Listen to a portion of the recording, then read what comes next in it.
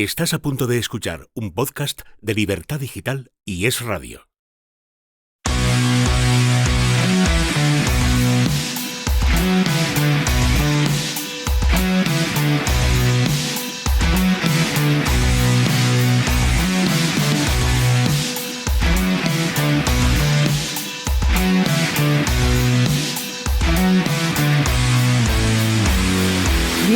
Bienvenidos a Muro de los Campeones, este podcast en donde amamos la Fórmula 1, en donde amamos a los personajes y en donde intentamos compartirlos con todos ustedes, descubriéndoles historias, rasgos de los personajes de muchos de los pilotos que han hecho las delicias de los aficionados a este deporte.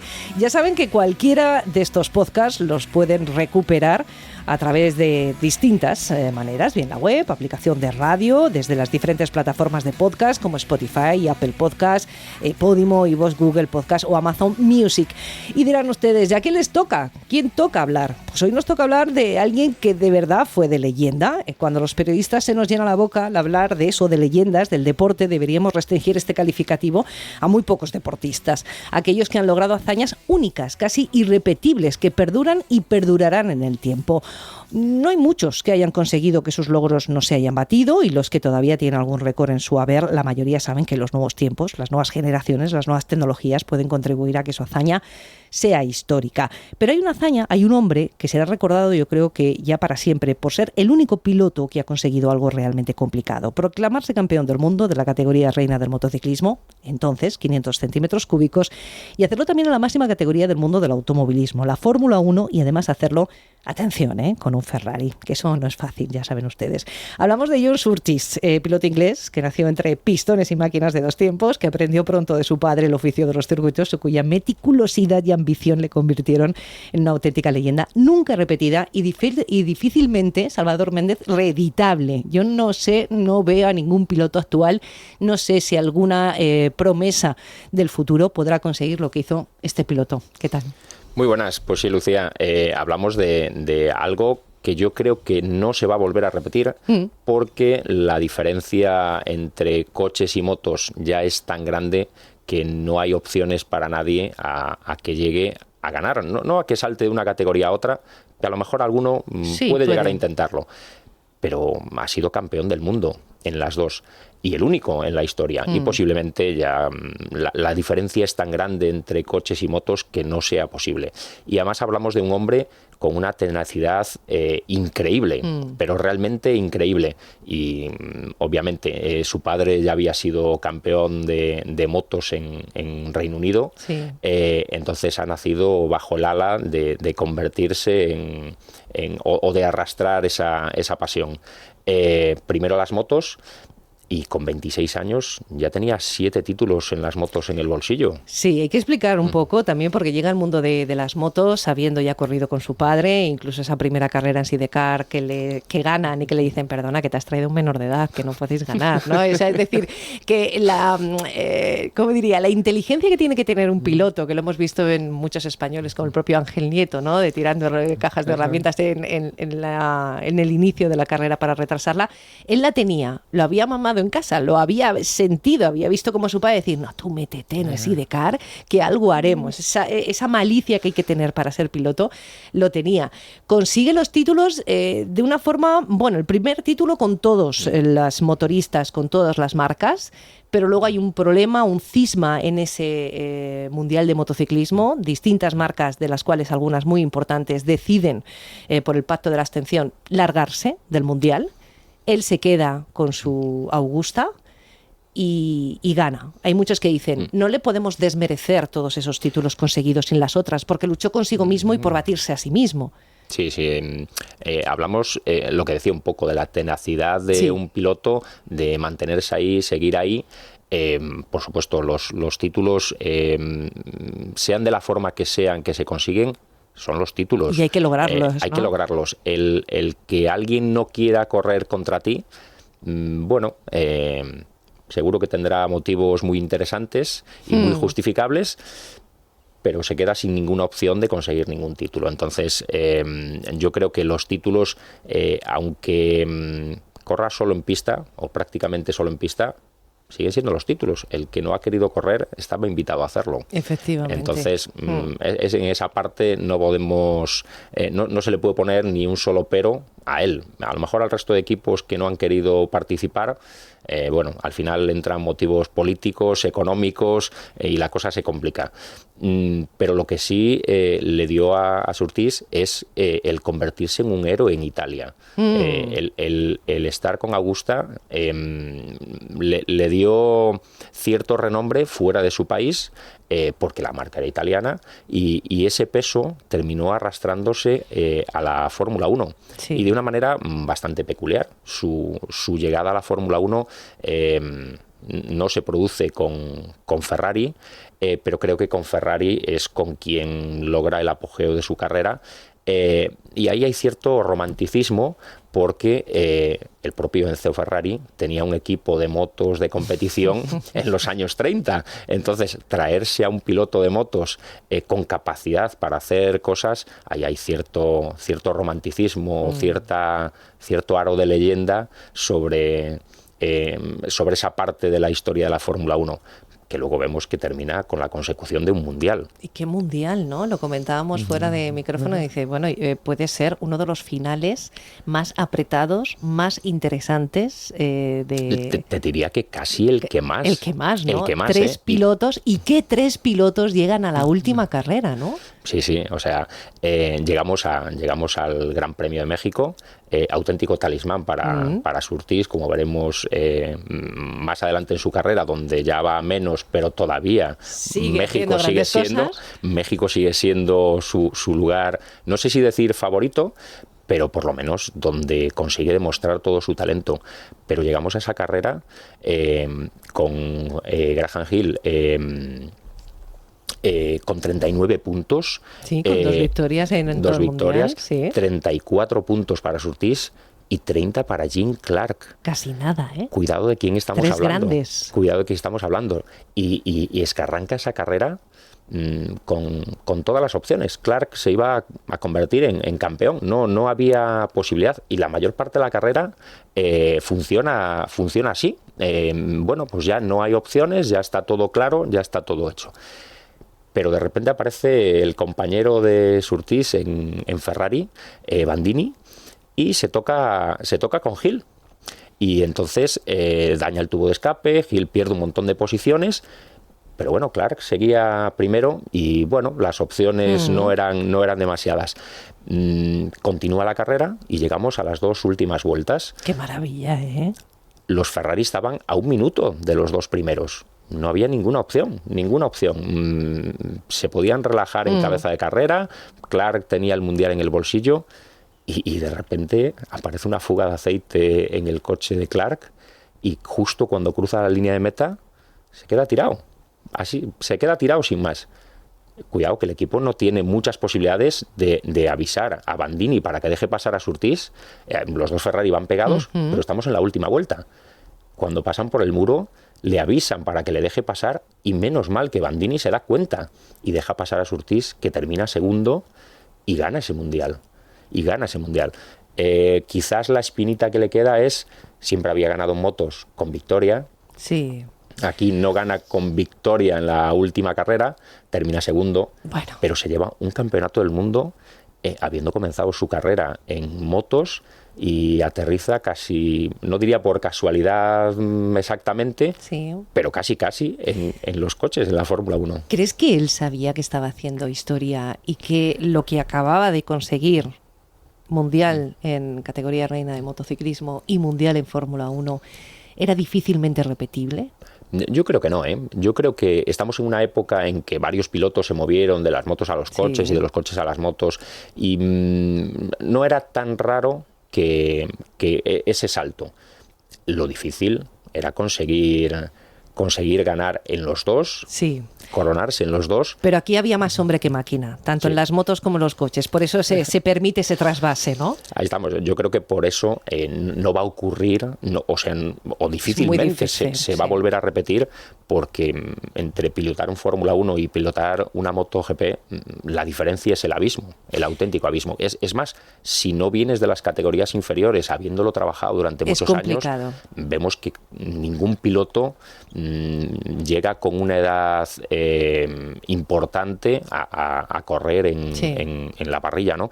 ¿Por qué? Porque vienen de un trabajo inicial prácticamente con una 3, profesionalización 4 que años, antes no había. cars, pilotos que trabajan Copas, profesionalmente, y incluso el salto dentro de categorías, es decir, por ejemplo, lo vimos en el piloto polaco Kubica, su paso por los rallies y demás, siendo toda una promesa en la Fórmula 1, bueno, le gustaban los rallies y se quedaba un poco más que eso. Sus opciones... Bueno, las dificultades de Fernando Alonso en la Indy, ¿no? O en el Dakar, sí. Es decir, el saltar de categoría hoy en día es muy complicado, es algo realmente complicado. Y desde luego, vamos, lo vimos cuando hablamos de Andretti, saltar de una a otra, y cada año que pasa, año que se complica todavía más, porque la forma de pilotar unos y otros... hablamos es que hay carreras que se termina a un segundo, hay poles que se deciden por milésimas, por 1 o 2 milésimas. Hablamos ya de cosas realmente complejas. Desde luego no podemos desvelar el futuro, pero todo parece indicar que va a estar muy complicado. Quizás en algún momento algún cambio de normativa o algo por el estilo que evite que exista tanta tecnología dentro de los coches y en las motos permita algún cambio, pero si no, difícilmente esta gesta se va a volver a repetir. Quizás por eso lo traemos a este muro de los campeones. Claro, porque además es leyenda. Él sí que podemos decir que Surtees es leyenda. La manera en que llegó a Augusta a mí me recuerda mucho a Jorge Lorenzo, el gran campeón de MotoGP, porque él se fue convirtiendo en un piloto muy, muy meticuloso. Era famoso su forma de trabajar. Incluso para sus ingenieros alguno llegó a citar la palabra pesado, ¿no? Joan Forcada y Jorge Lorenzo siempre han tenido una relación de amor-odio porque era muy intenso el mallorquín. Pero Surtees era igual. La primera vez que probó la Augusta dice esto sí, quítame esto, ponme esto. Los mecánicos le odiaban, diciendo que este señor me va a dejar irme a comer, ¿no? Que debía pensar el mecánico, o a cenar.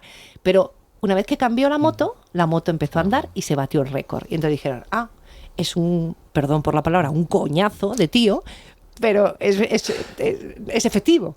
Sí, y lo terminó arrastrando también a la Fórmula 1. Surtees quizás sea de los pilotos con más fama de cascarrabias, y no solo como piloto. Luego, cuando deja su carrera y funda su equipo, algo realmente común por esa época, Brabham y McLaren lo hicieron.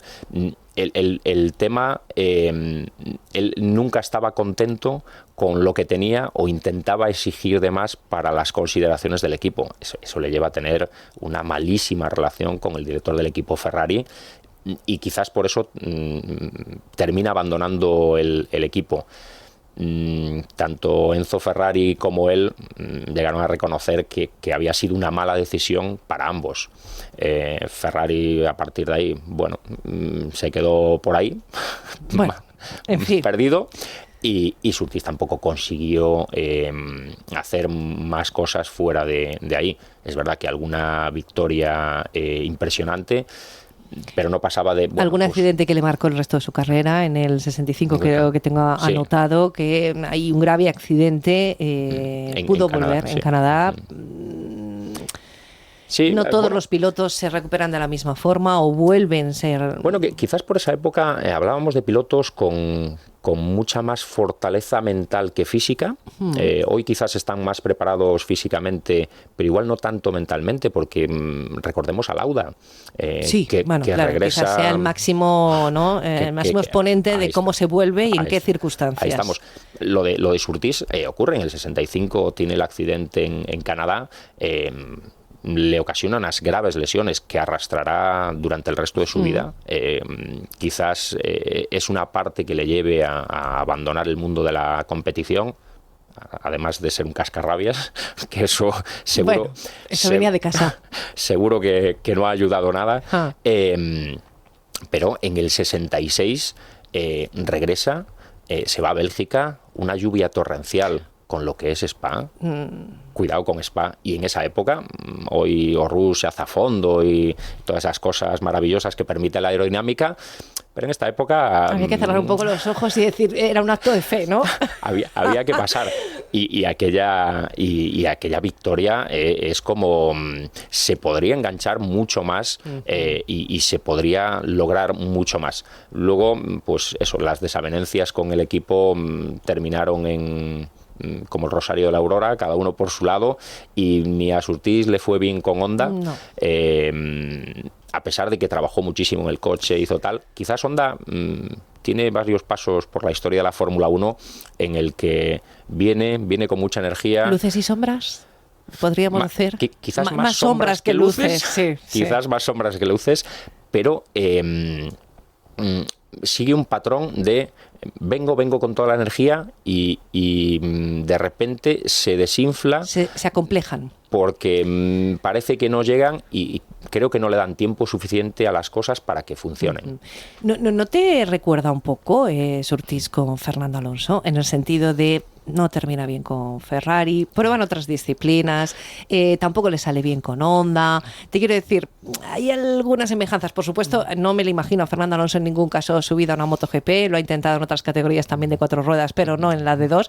Pero hubo un momento cuando Fernando Alonso estaba en Ferrari y se corría en Spa, precisamente pudo compartir una charla con Surtees.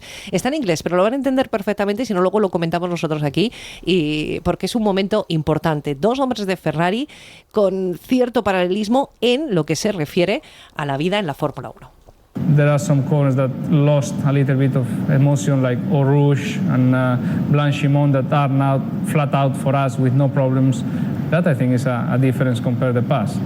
That's fantastic, because in our time, what we had to watch is, yes, get the speed into it, but not too much, because you needed to make certain you were on the power through the corner, so you've got to drive up the hill afterwards, because the big thing was that if you didn't get off that corner, someone would immediately pick you up and slipstream you up to where you now turn right, we turned left. Bueno, claro, Fernando Alonso con el Ferrari de entonces, que ya era una máquina, con el que tenía entre sus manos Surtees. ¿Qué diferencia, imagino, como tú decías, ese Rouge, esas primeras curvas del circuito? Diferencia... la telemetría, tendríamos que ver la comparativa de telemetría de uno y otro, ¿eh? Bueno, para muestra un botón, ¿no? Que en la última carrera tengan que avisar al piloto desde el muro para que le deje pasar, porque no tenemos comunicaciones de radio en aquella época. Imagínate, cuando ahora están de lo que hasta... estamos hablando, ¿no? Que ahora tenemos 1000 sensores dentro del coche para controlar absolutamente todo. Cuando hablamos de un pinchazo lento y ese tipo de cosas, antes de que el piloto lo detecte, el ingeniero ya está viendo que ha perdido un pelín de presión en la rueda y ya salta una alerta para que le digan al muro: aquí está pasando algo, y a partir de ahí poder obrar en consecuencia. En aquel momento la diferencia es abismal. Pesaba muchísimo más las manos del piloto. También es verdad que a la contra teníamos muchos pilotos muertos. Sí, efectivamente, porque no había año en el que no hubiera que al menos 1, 2 o más bajas. Pero algo yo creo que es una constante. Lo que le pudo contar Surtees de Ferrari a Fernando, o lo que Fernando le pueda contar a los que vinieron después de él en Ferrari, yo creo que es un poco lo mismo. Es decir, Ferrari, ese ida y venida, ese Guadiana que aparece y que desaparece, Surtees lo conocía, Alonso lo conocía, y yo creo que me hubiese encantado ver por una mirilla, por un agujerito, en la conversación de los dos, pero en privado, no lo que ofrecieron delante de las cámaras, ¿verdad? Privado. Yo creo que sí, que estarían los dos de acuerdo de decir, si es que son muy italianos. Ferrari lo vemos a lo largo de la historia de la Fórmula 1, ¿no? Ferrari, quizás lo que consiguió Enzo Ferrari fue crear un mito. Una marca, una pertenencia a algo. Claro, más que un equipo per se, porque si nos fijamos en la trayectoria de Ferrari, es cierto que llegan, ganan, tenemos a Ascari, que entra dentro de esa leyenda porque además fallece en Monza en el 55, época dorada donde la saya de Ferrari, quizás el culmen de Enzo Ferrari como director de una escudería, pero a partir de ahí empezamos a tener nuestros más y nuestros menos con Ferrari. Sí. Vamos, recordemos toda la etapa de Prost y Senna luchando. Qué gran sequía, ¿eh? Y bueno, Ferrari, ¿dónde está? Pero lo hemos visto en más épocas. Recordemos, cuando hablábamos de Michael, tuvieron que pasar más de 20 años para que llegase un piloto y consiguiese un mundial, desde que el sudafricano Sketch lo lograse en el 79, hasta que Michael llegó y lo consiguió en el 2000. 2 décadas, ¿eh? Es que... mucho tiempo. Demasiado tiempo para una escudería como Ferrari, que cuando uno habla de Ferrari y de Fórmula 1 se le presupone que pueden ser... siempre candidatos a la victoria y al título mundial, deberían serlo. Estamos. Y luego, repasando datos, vemos que peca de muchas cosas. Volvemos una vez más a hablar del problema de la cultura espagueti. Sí. Que bueno, sin querer usarlo en tono despectivo ni mucho menos, no, porque los españoles... tenemos otro tipo de lugares comunes a los que referirse hacia nosotros. Quizás vamos un poco en esa línea. No somos ni mejores ni peores, somos diferentes a la hora de gestionar y siempre hablamos de esa puntualidad británica, siempre hablamos de esa manera de trabajar cuadriculada de los alemanes. Sí. Entonces tenemos ciertas diferencias culturales que nos abocan a cierta tendencia. Bueno, a Ferrari le hemos visto muchas veces pecar de inocente en las estrategias, le hemos visto cometer errores absurdos en el pit lane que no tendrían ningún sentido en un deporte donde se trabaja la milésima. Y despistarse, básicamente despistarse, no estar donde tienen que estar. Pero yo no sé si Ferrari, a lo mejor, en este caso Surtees, si estuvo entre sus filas, estuvieron muy cerca, y se habló de que Valentino Rossi, un 9 veces campeón del mundo del motociclismo, podría llegar a conducir un Ferrari. También se habló, incluso hay imágenes de Michael Schumacher montado en una moto GP, pero más allá del Dakar, en donde sí que hay trasvase de pilotos de motos a pilotos de coches, porque el Dakar es muy complejo y muy peligroso en motos. Cyril Debré, Nani Roma, Peter Hansel, quiero decir, y grandes nombres como Messier Dakar. Pero más allá de eso, y volvemos al inicio del podcast, poco vamos a ver. No, yo creo que no va a ser posible. Las diferencias son tan grandes de lo que necesita un piloto de Fórmula 1 a lo que necesita un piloto de MotoGP, que más allá de que pues eso, prueben con un coche, hablabas de Rossi, su prueba en Barcelona, bueno... Y es un grande, es un fuera de serie. Estamos hablando de no cualquier persona. Estamos hablando de un 9 veces campeón del mundo, además un gran aficionado al mundo de los rallies, incluso ha participado en varios de ellos en Italia. Pero es difícil que te subas a un Fórmula 1 y que consigas un tiempo medianamente razonable.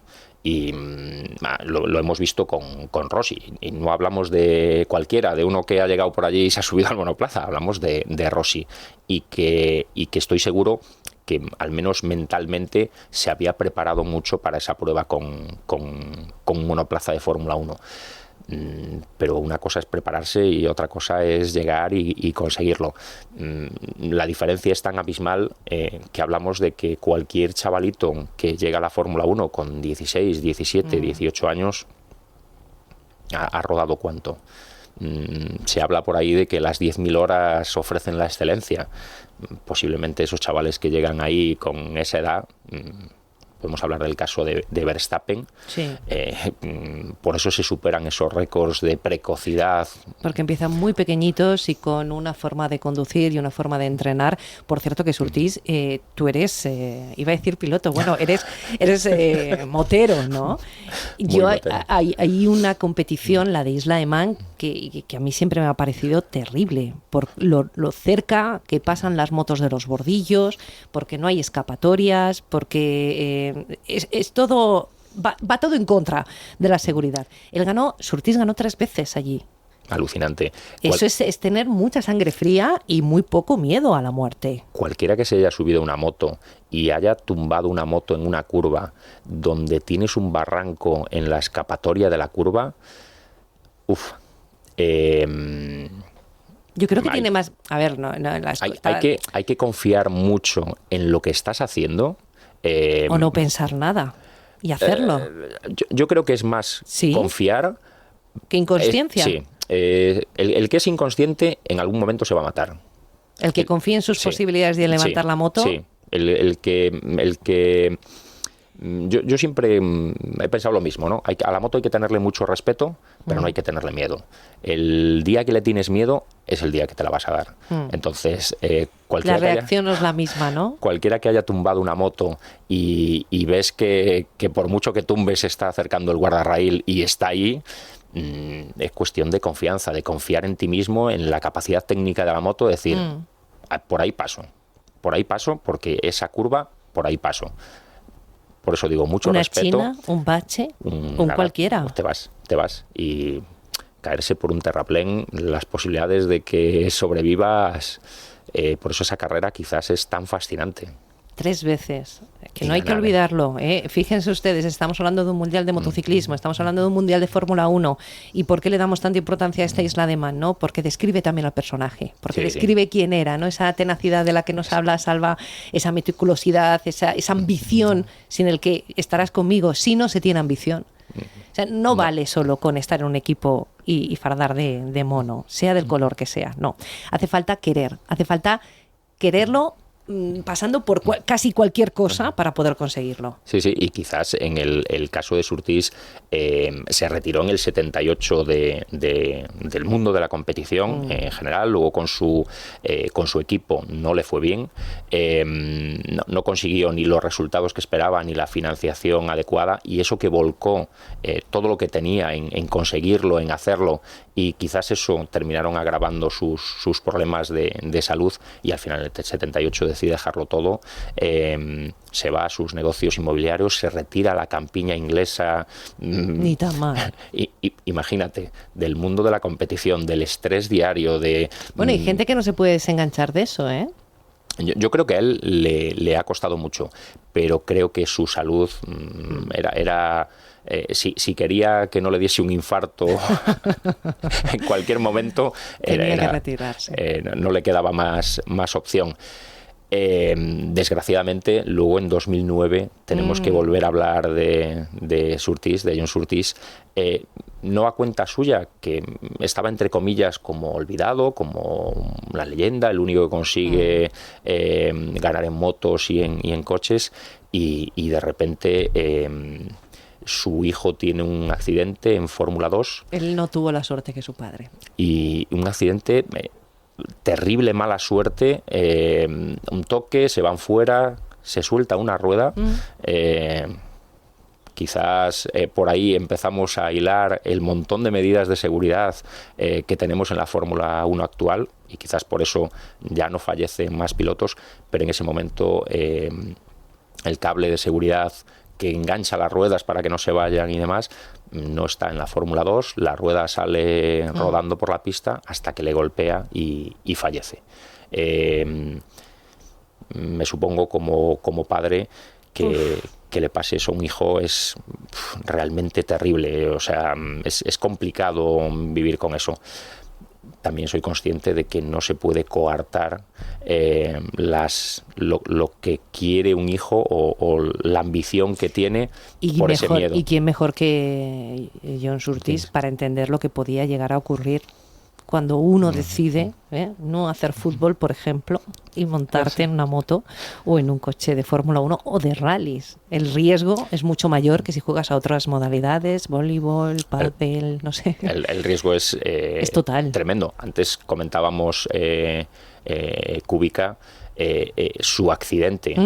A pesar de no ser accidentes bueno, distintas, porque la verdad es que Kubica es un el pupas, pero es un hombre con mucha suerte. Sí, más de uno hubiese fallecido en los distintos accidentes que tuvo tanto en el Mundial de Rallys o en las pruebas de rallies como dentro de los circuitos. Sí. El grave accidente que al final le impide pilotar en Fórmula 1 y trunca realmente su carrera, ese accidente en el rally en Italia. La mala suerte es que el guardarraíl se cuela dentro del coche. Si no, no hubiese pasado absolutamente nada. O sea, no pasaría de ser un pequeño toque con el guardarraíl. O sea, ni siquiera hubiese dañado el coche. Es que la atraviesa. Lo engancha mal, atraviesa dentro del coche y, vamos, la que lía. En fin, cuánto nos gusta hablar de Fórmula 1, de velocidad y de todo lo que tenga olor a gasolina, aceite, etcétera. Bueno, vamos a seguir ofreciéndoles más pilotos, más protagonistas de la Fórmula 1. Ya saben que si quieren escucharnos, reescucharnos tantas veces como lo deseen, desde la web, aplicación de radio, así como desde las diferentes plataformas de podcast como Spotify, Apple Podcast, Podimo, iVoox, Google Podcast o Amazon Music. Espero que les haya entretenido, ¿sabes? Yo creo que este es muy importante. Si alguno se había olvidado de Surtees, yo creo que hemos hecho una muy buena labor de recuperarle, traerle y decir, ojo, que este señor ha conseguido algo que no se va a volver a batir. Hay que mantener a los grandes en la memoria, que para eso lo han logrado. Pues vamos a seguir haciéndolo aquí, en el Muro de los Campeones.